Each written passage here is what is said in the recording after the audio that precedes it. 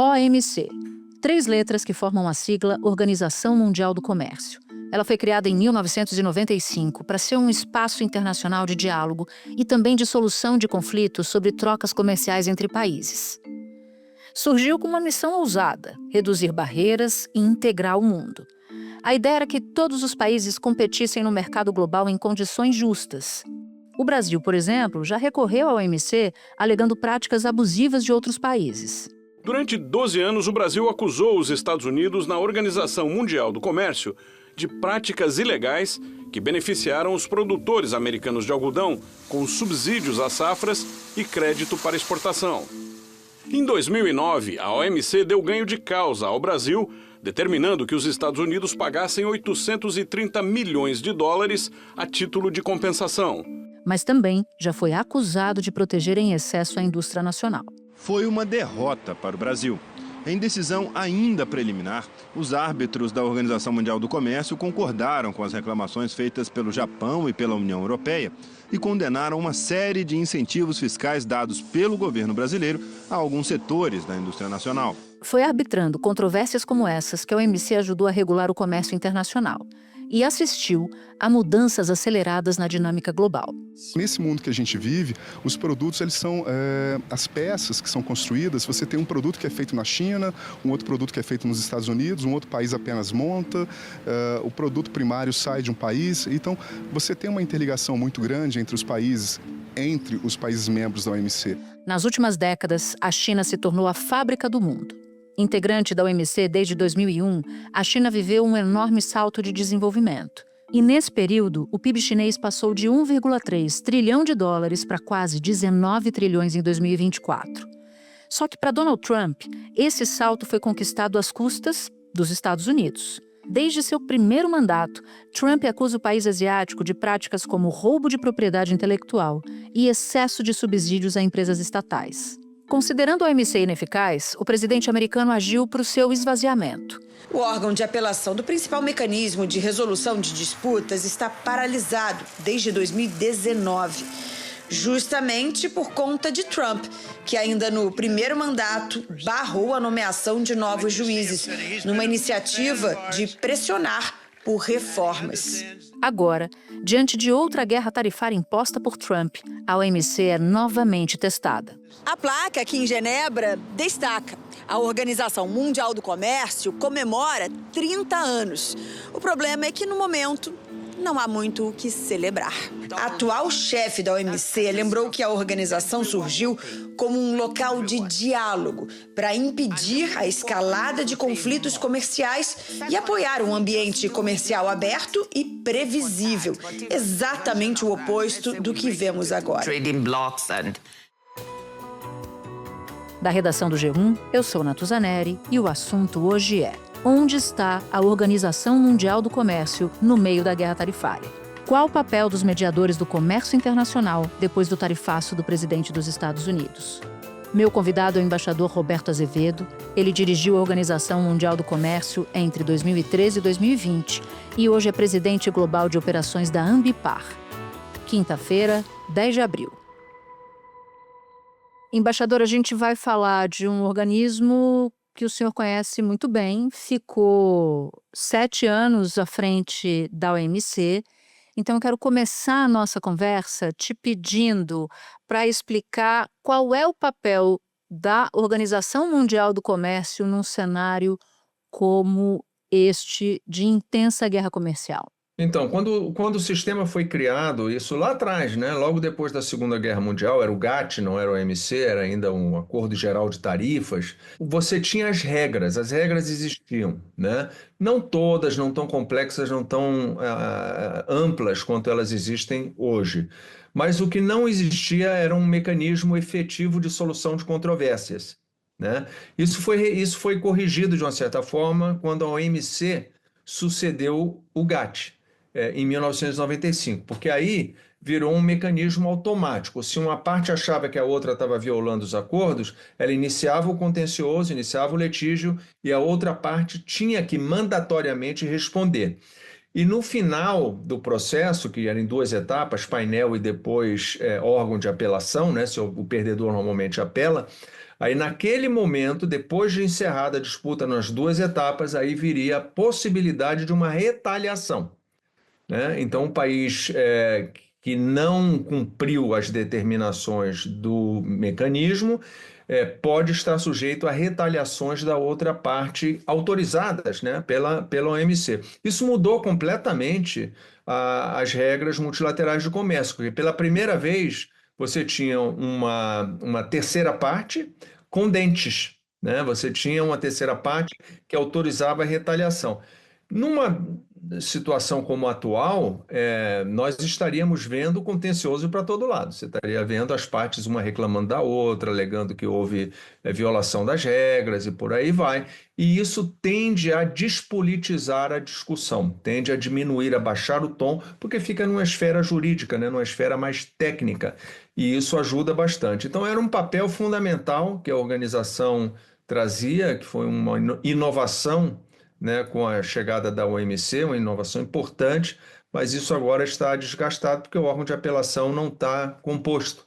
Os Estados Unidos bloquearam as nomeações de membros para o órgão de apelação, de juízes para o órgão de apelação, então o sistema está inoperante. A crise se agravou em 2019, quando o órgão de apelação do principal mecanismo de solução de disputas parou de funcionar. Justamente porque Donald Trump, ainda no primeiro mandato, barrou a nomeação de novos juízes para pressionar por reformas. Vale simbolicamente, vale como uma mensagem política, mostrando quem é que está descumprindo as regras, mas não tem nenhuma consequência prática, né, hoje. Isso é impensável, né, numa situação generalizada como agora. Se te dissessem em 2013, que foi quando você assumiu a OMC, que o mundo estaria assim em poucos anos adiante, você teria acreditado? Não no patamar que nós estamos vendo agora, não no grau de ruptura da ordem internacional que nós estamos vendo agora. Eu já avisava aos membros, inclusive, olha, nós vamos ter um problema, porque o sistema estava desatualizado. Você vê, quando as regras foram negociadas, não existia internet, não existia comércio eletrônico, não existia o espaço digital, não existia nada disso, né? O mundo mudou muito, né? E não só mudou na forma de fazer negócio, mudou também em quem faz os negócios, né? Hoje a maior potência mundial de comércio é a China. Não é mais os Estados Unidos, não é mais a Europa, como foram no passado. Hoje a China é o principal parceiro comercial do mundo. A China é o terceiro maior parceiro comercial dos Estados Unidos, atrás apenas do México e do Canadá. Ano passado, as exportações chinesas ao país chegaram a cerca de 439 bilhões de dólares, um crescimento de quase 3% em relação a 2023. Agora, diante das tarifas anunciadas por Donald Trump, esse número deve cair. E o caminho natural da potência asiática deve ser exportar mais para o resto do mundo. Isso, claro, inclui o Brasil, o maior mercado da América Latina. Atualmente, o mercado brasileiro representa pouco menos de 2% do destino das exportações chinesas. Mas o avanço das vendas para cá vem acontecendo desde o ano passado. Em 2024, o Brasil foi o país para o qual a China mais aumentou as exportações em termos globais. Houve uma alta de 20% em relação a 2023, impulsionada sobretudo pelas vendas de carros elétricos. Então, tudo isso mudou e o sistema precisava se atualizar, o sistema precisava se modernizar.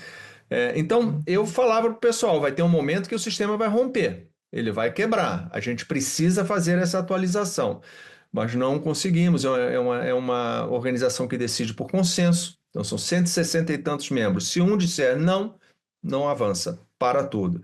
Então, é muito difícil fazer essas regras evoluírem e eu imaginava já que houvesse algum momento uma ruptura, um estresse muito forte no sistema, como está acontecendo, mas não nessa dimensão.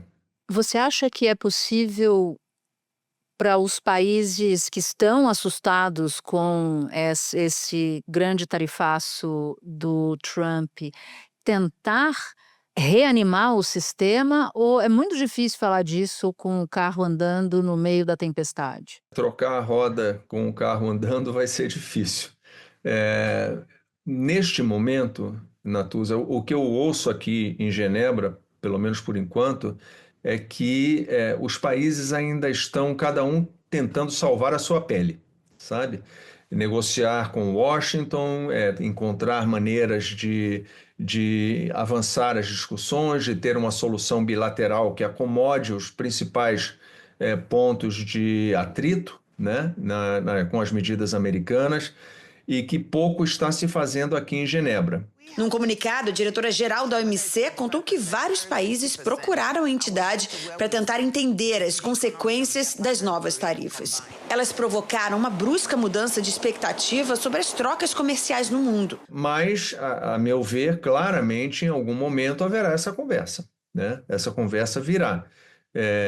Não sei quando exatamente, mas é natural que os países que veem o sistema ruir, eles queiram saber o que substitui, né? A OMC saiu, então tá bem, a OMC não tem mais o papel que tinha antes. Qual é o substituto?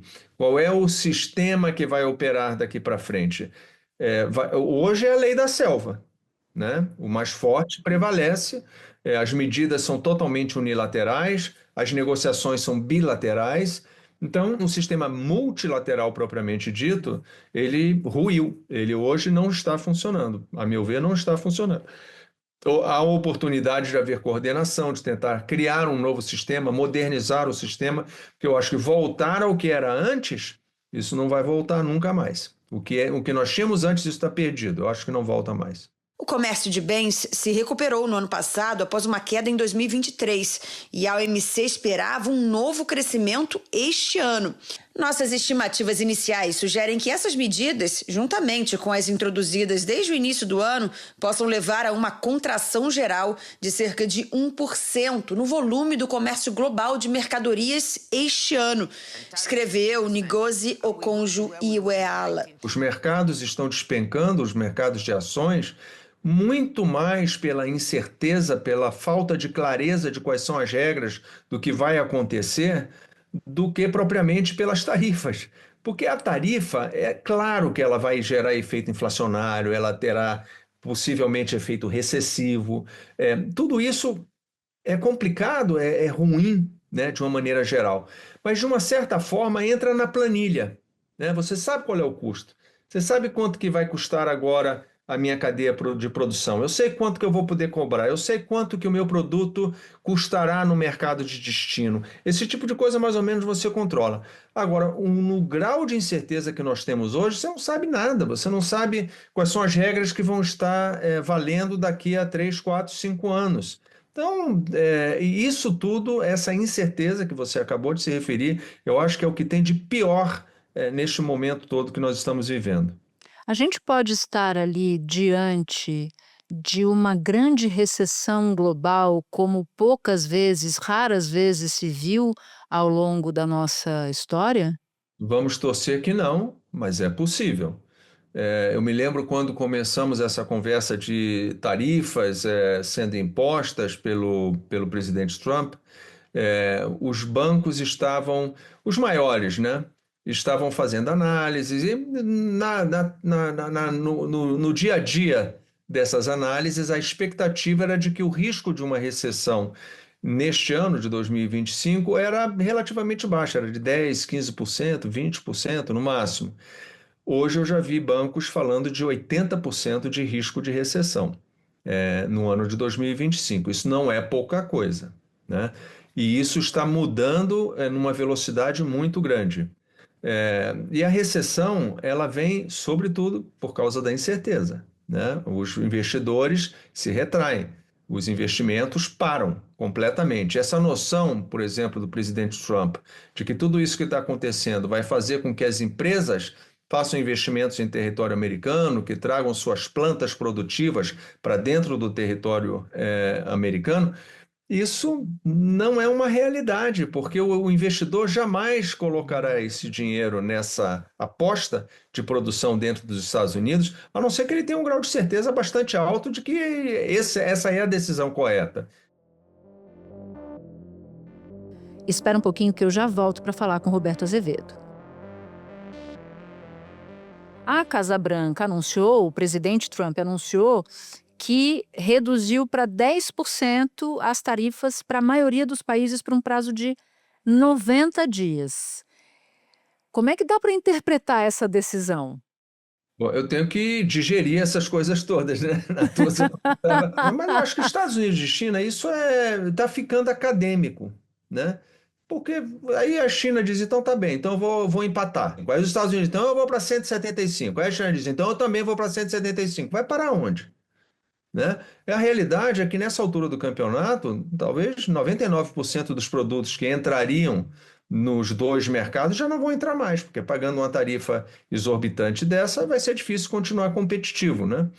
Então, essa situação entre Estados Unidos e China é uma guerra comercial declarada, e o que a gente está vendo é o provável desacoplamento das duas economias, né? Pelo menos em termos comerciais. Esse é o limite para a guerra comercial? O desacoplamento total de China e Estados Unidos? Como você mesma falou, aí o céu é o limite.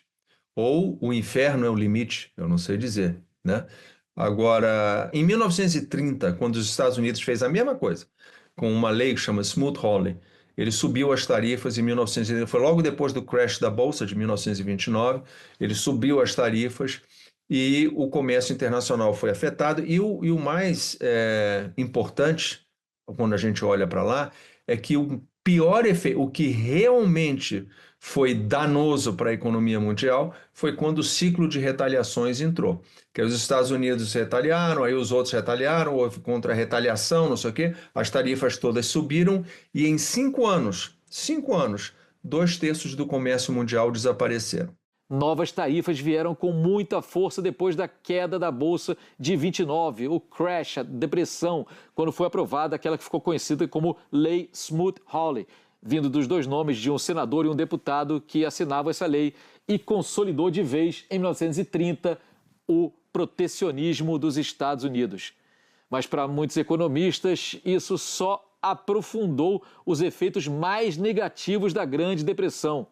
Nesse período também os Estados Unidos receberam uma onda de retaliações, alguma semelhança com hoje, e o comércio global, vejam vocês, caiu impressionantes 66% entre 1929 e 1934. Então, esse ciclo de retaliação e contra-retaliação, de medidas restritivas ao comércio, que pode agora está em tarifa, amanhã vai sair de tarifa e vai para outras coisas, vai para a área de serviço, vai para a área de propriedade intelectual, sei lá onde que pode ir esse negócio. Eu acho muito ruim tudo isso que está acontecendo e o ideal é segurar um pouquinho a carruagem, tentar conversar, ver qual é o caminho, aonde que a gente pode chegar antes de que as coisas se deteriorem de uma maneira que vai ser extremamente danosa para a economia mundial. Porque hoje à tarde, Donald Trump usou sua rede social para fazer 2 anúncios importantes. O primeiro deles foi uma resposta rápida à China. Trump anunciou o aumento das tarifas sobre os produtos chineses de 104% para 125%.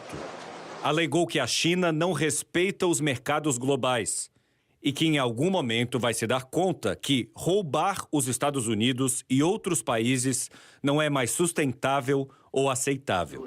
O secretário do Tesouro americano disse logo depois que era uma resposta à insistência chinesa em escalar a situação. Na mesma publicação, outro anúncio: uma pausa de 90 dias sobre tarifas extras cobradas de outros países. Durante esses 90 dias, todos terão que continuar pagando a tarifa base de 10%. No anúncio, Trump afirmou que mais de 75 países procuraram o governo americano para negociar. O secretário do Tesouro disse que Trump quer usar esses 3 meses para se engajar em conversas específicas, caso a caso, e que a negociação era o principal motivo desde o começo.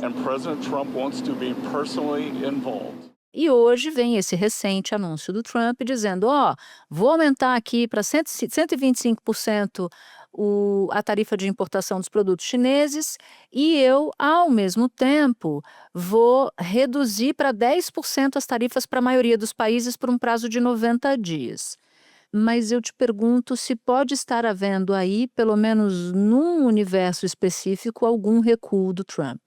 Natuza, a minha impressão é de que há muita pressão hoje sobre o presidente Trump e a equipe econômica, porque as bolsas estão despencando, as projeções de inflação estão piorando, as probabilidades de risco de recessão estão subindo, e os próprios membros do Partido Republicano estão muito preocupados, porque nós temos a eleição de meio de mandato no ano que vem, né?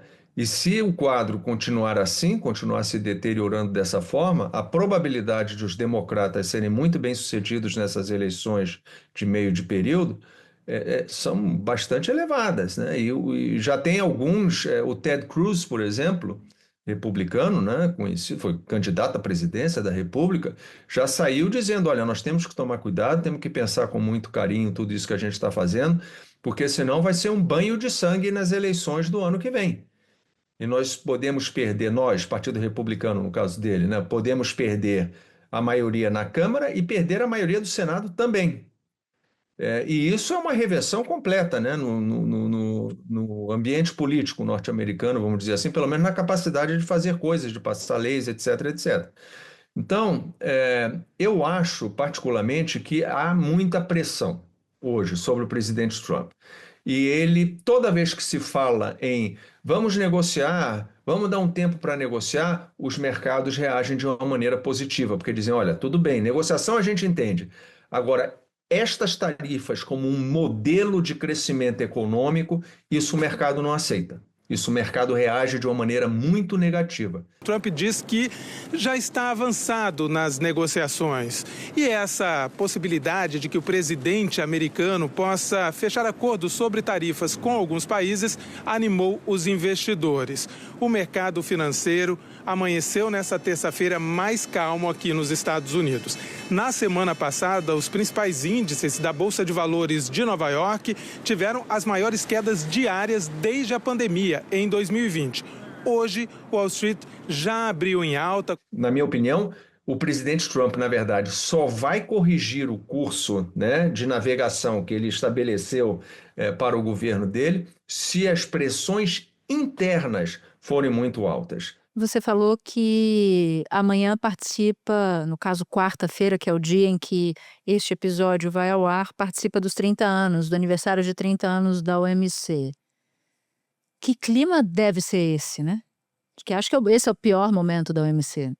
Eu acho que é o pior momento para o sistema internacional, tanto político quanto comercial, econômico-comercial. Desde 1947, o sistema nunca foi colocado em xeque como está sendo colocado agora, porque não é só a área comercial, né? Os Estados Unidos saiu da OMS, da Organização Mundial de Saúde, se retirou da Convenção do Clima, né, de Paris, está questionando vários outros organismos internacionais, ainda não saiu, não parou de pagar, mas está ameaçando. Então, fica muito claro que na visão, sobretudo da administração atual nos Estados Unidos, que o sistema multilateral que foi estabelecido no pós-guerra, né, que criou a ONU, que criou as instituições de Bretton Woods, que era o FMI, o Banco Mundial, o GATT, que hoje é o OMC, que esse sistema está ultrapassado, ele não funciona mais, ele não serve mais aos propósitos que ele foi, para os quais ele foi criado lá atrás. Então, o sistema em todo, como um todo, está em xeque. Aí, de novo, a grande pergunta é, e aí o que substitui esse sistema? O que passa a valer? Mas a realidade é que estão todos, de uma maneira geral, com raras exceções, é o caso da China, né, mas com raras exceções, estão todos tentando encontrar uma maneira de conversar, para ver, inclusive, se haverá negociação, né, Natuza? Porque a impressão que eu tenho, e eu tenho ouvido com muita atenção tudo que tem sido dito pelas autoridades americanas, eu não sei se haverá negociação. Seguramente não haverá uma negociação tarifária. Um principal assessor econômico para a área comercial, né, do presidente Trump é o Peter Navarro. E o Peter Navarro, ele já disse que, por exemplo, se um país levar suas tarifas a zero, botar a zero, isso não resolve o problema. Ele falou, esse é um bom primeiro passo. né? Depois nós temos que ver os outros tipos de barreiras que estão impedindo que os Estados Unidos coloquem seus produtos e serviços no seu país, e por isso que existe esse déficit. Então, e aí o céu, de novo, o céu é o limite, né? Por outro lado, os Estados Unidos já anunciaram o plano de reindustrialização do país. Para reindustrializar o país, na cabeça deles, ele tem que manter um certo nível de proteção tarifária para incentivar os investimentos no território americano para que os produtos sejam fabricados lá e não importados. Ora, esse grau mais alto de tarifa, se você negocia com todo mundo e chega a um entendimento e a baixa vai ao 0 por 0, né, no limite, cadê o projeto de reindustrialização? Ele acabou. Então, ou a tarifa vai ficar lá e vai ficar lá de uma maneira mais permanente, ou haverá uma negociação para baixar e aí o processo de reindustrialização fica comprometido. Isso, em parte, é o que está gerando essa rusga entre o Elon Musk e o Peter Navarro, que estão se agredindo na mídia. Os dois são da mesma equipe, da equipe do presidente Trump. Musk chamou publicamente o principal assessor da Casa Branca de imbecil. Esse foi o termo que ele usou na sua própria rede social. Ele está chamando o Peter Navarro de imbecil, porque é visto como arquiteto desse grande plano tarifário. O Elon Musk, ele quer usar a ameaça da sobretarifa para forçar a liberalização comercial. O Peter Navarro não é a linha dele. A linha dele eu quero aumentar as tarifas dos Estados Unidos para viabilizar a fabricação dos produtos aqui dentro. É quase que uma cópia do modelo de substituição de importações que a América Latina viveu nos anos 70, nos anos 80, e que a gente viu o resultado, né, que foi catastrófico, né? Então, é um pouco isso. Todas essas correntes estão aí ao mesmo tempo nessa cacofonia, né, que nós estamos presenciando. Nesse bateu-levou entre Estados Unidos e China, eu te pergunto se os Estados Unidos podem viver sem os produtos chineses e se a China pode viver sem os produtos americanos. Tudo que eu tenho ouvido até agora é de que as cadeias de suprimento elas estão muito interconectadas, sabe? A China, por exemplo, já está mirando em empresas americanas. E efetivamente proibindo essas empresas de terem negócios na própria China. Ela está, por exemplo, a China restringindo a exportação de materiais críticos, né? De minérios críticos para a fabricação de produtos de alta tecnologia, de armazenagem de energia, para a fabricação de chips. Então, eu acho que alguma coisa acontecerá para acomodar essas situações especiais, porque claramente haverá situações de dependência de parte a parte, de Estados Unidos e de China, podem ser pontuais, mas alguma coisa eu acho que vai emergir no futuro mais próximo. E quem é que pode ganhar com isso? Na crise, no caos, na tempestade, dá para vislumbrar quem é que pode se dar bem nessa história? Eu não vejo ninguém ganhando nisso aí. Uma guerra comercial, sobretudo uma guerra comercial alastrada e globalizada, como essa parece que será, todos perdem, inclusive quem não está participando da guerra. Vai perder também, porque os preços vão subir, a economia mundial vai desacelerar, você pode ter um ambiente de taxas de juros mais altas, encarecendo o custo de capital, custo de moradia, custo de financiamentos, enfim, todos perdem, isso eu não tenho a menor dúvida. Eu ouço às vezes no Brasil as pessoas falarem o Brasil pode se beneficiar, por exemplo, com a exportação de commodities, né? Porque se, por exemplo, se a China proibir a entrada de alimentos americanos no território chinês, subindo as tarifas de maneira desmesurada, então o Brasil vai ocupar esse espaço, né?